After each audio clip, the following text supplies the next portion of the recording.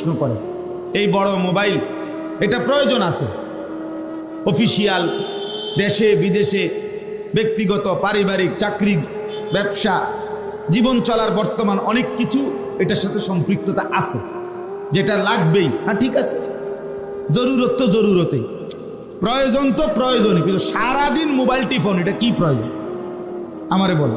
একেবারে পাগল ছাগল, গরু ছাগল, আঁশ মুরগা, বেড়ই বেড়িয়ে, জোয়ান বুড়া, সাদা কালা, হুজুর, জিডা পাউন এটা ছবি উঠাইতে হবে, এটা কিতা? এটা প্রয়োজন? হ্যাঁ, এটা জরুরত হইল কোনো? এইটা বুঝাইতে চাই।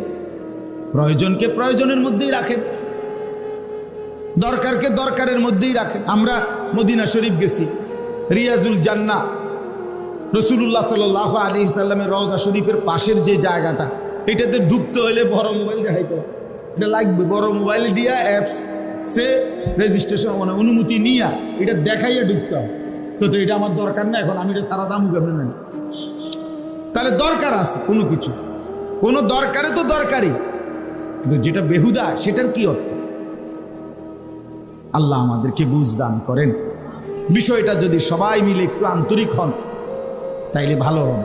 আমাদের জিন্দিগির হাজারো লক্ষ ঘন্টা, মিনিট, সেকেন্ড বাফ এই মোবাইল কেড়ে নিচ্ছে, কেড়ে নিচ্ছে শুধু শুধু শুধু শুধু। কোরআনুল কারীমে আছে, বিশ্বাস করেন, কোরআন শরীফে আছে, প্রত্যেক জাহান্নামীর ভীষণ আগুনে যখন উথাল পাথাল ঢেউ খেলবে, উতরাবে, তখন জাহান্নামী আল্লাহকে বলবে, রব্বানা আখরিজনা না'মাল সালিহান গায়রাল্লাযী কুন্না না'মাল। আল্লাহ, আমারে অল্প কিছু সময়ের জন্য দুনিয়ায় আরেকবার ফেরত যেতে দেন, এবার যদি যেতে পারি আমি সবগুলো নেক আমল করব।